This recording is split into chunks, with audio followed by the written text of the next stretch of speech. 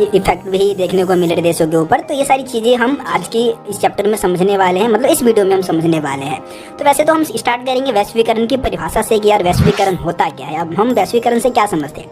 देखिए बुनियादी मतलब एक शब्द है प्रवाह। वैश्वीकरण का बुनियादी जो तत्व है वो प्रवाह है। प्रवाह यानी कि फ्लो। अब ये प्रवाह का मतलब क्या है। प्रवाह का मतलब है वस्तुओं का लेन देन, है ना। एक देश से दूसरे देश में वस्तुओं का आना जाना, पूंजी का आना जाना, श्रम का आना जाना, या फिर विचारों का जो भी लेन देन होता है एक देश से दूसरे देश में, ये सब चीज़ें वैश्वीकरण में शामिल होता है। सिंपल सी बात है। वैश्वीकरण का आप सिंपल परिभाषा भी दे सकते हैं कि देश का जुड़ाव या फिर देश का आपस में मिलाव ही क्या है, वैश्वीकरण है। और ये देश क्यों मिलेंगे यार, आपस में कोई ना कोई जरूरत होगी दो देशों की, जब भी तो दो देश आपस में मिलेंगे, है ना। तो देशों को किन चीज़ों की जरूरत हो सकती है। वस्तुओं के लेन देन के लिए देश आपस में मिल सकते हैं, पूंजी के लेन देन के लिए, श्रम के लेन देन के लिए, विचारों के लेन देन के लिए। तो यही क्या है, वैश्वीकरण है। पूंजी का लेन देन करना, विचारों का लेन देन करना, जो आपस में देशों के बीच में होता है। तो ये क्या है, वैश्वीकरण है। यानी कि विश्व का मिलना, विश्व का जुड़ाव, है ना। ये वैश्वीकरण की परिभाषा में आप बता सकते हैं। अब यार वैश्वीकरण के पीछे मेन कारण क्या है, किस कारण से देश आपस में मिल पा रहे हैं, जुड़ पा रहे हैं। इसमें सबसे ज़्यादा योगदान है प्रौद्योगिकी का।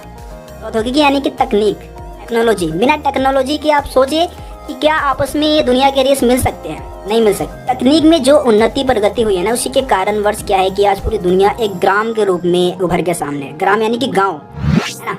गांव में आप क्या है कि सभी दुनिया के सभी देशों की खबर रख सकते हैं, सभी दुनिया के देशों में आप जा सकते हैं, कहीं भी जा सकते हैं, उनके बारे में जानकारी प्राप्त कर सकते हैं। किसकी वजह से, टेक्नोलॉजी में हुए तरक्की की वजह से ही, है ना। जैसे कि टेलीफोन है, टेलीग्राफ है, माइक्रोचिप है, इंटरनेट है, अन्य मतलब सूचना के जितने भी साधन विकसित हुए हैं, इससे हम क्या कर सकते हैं, संचार की प्रणाली को बढ़ावा दे सकते हैं। संचार की प्रणाली में क्रांति सी आ गई है, मतलब सूचनाओं का बहुत ही तेजी से आदान प्रदान हो जाता है। आप सोचिए कि अगर हवाई जहाज ना होता तो क्या आप विदेशों में जा पाते, क्या आप व्यापार कर पाते दूसरे देशों के साथ, नहीं कर पाते। तो ये भी हवाई जहाज क्या है, प्रौद्योगिकी ही है।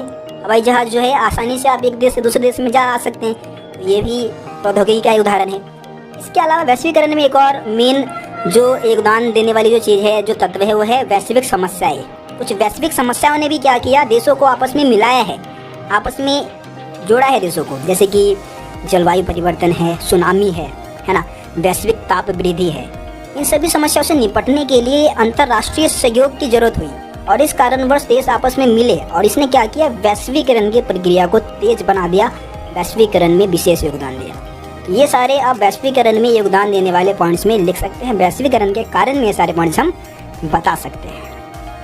अब बात करते हैं वैश्वीकरण की विशेषता क्या है। देखिए वैश्वीकरण की आपको विशेषता पता नहीं हो तो वैश्वीकरण की विशेषता में आप क्या बता सकते हैं। वैश्वीकरण में क्या होता है कि पूंजी, श्रम, वस्तु, विचार, इन सभी चीज़ों का क्या होता है, एक देश से दूसरे देश में आदान प्रदान होता है, मतलब मुक्त रूप से प्रवाह होता है, कहने का मतलब है।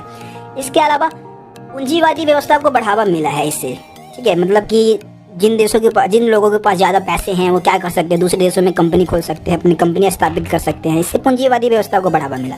व्यापार में लगातार क्या होती जा रही है, वृद्धि हुई है वैश्वीकरण के कारण, ठीक है। अब आसानी से दो देश आपस में व्यापार कर पाते हैं। इसके अलावा देश के बीच आपसी जुड़ाव जो है वो बढ़ गया है। देश एक दूसरे के ऊपर निर्भर होने लग गए हैं बहुत सारी चीज़ों के लिए। मान लो कि अगर किसी देश में अनाज की कमी है तो दूसरे देश से अनाज मंगा सकता है। जैसे कि हम भारत की बात करें तो भारत के पास पेट्रोल डीजल की कमी होती है तो भारत दूसरे देशों से क्या कर सकता है, पेट्रोल डीजल मंगा के बदले में उनको अनाज वगैरह दे सकता है। तो ये किस कारणवश हो पाया है, वैश्वीकरण के कारणवश हो पाया है। इसके अलावा महामारी है, Ebola virus, HIV AIDS, corona virus, है ना, स्वाइन फ्लू जैसी बीमारियां हैं। इन सभी समस्याओं का समाधान देश क्या कर रहे हैं, आपस में मिलकर कर पा रहे हैं, है ना, सहयोग कर पाते हैं एक दूसरे को। और इसके अलावा इनका प्रभाव भी देशों में देखने को मिलता है। जैसे कि वैश्वीकरण के कारण ही देश आपस में जुड़ गए हैं। इस कारण क्या है कि इसका प्रभाव भी देशों में देखने को मिलता है। जैसे कि कोरोना वायरस की हम बात कर रहे थे, चाइना से शुरू हुआ था, है ना।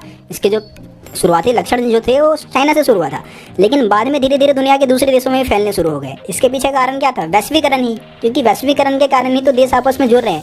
और चाइना के लोग दूसरे देशों में गए, वहाँ भी उन्होंने इस वायरस को फैलाया। तो इस तरीके से भी हम इसको समझ सकते हैं कि कोई भी महामारी वगैरह है उसका प्रभाव, अगर एक देश में वो महामारी फैल रहा है तो उसका प्रभाव दुनिया के दूसरे देशों में भी देखने को मिलेगा। तो ये वैश्वीकरण की विशेषता में ये सारे पॉइंट्स आप बता सकते हैं।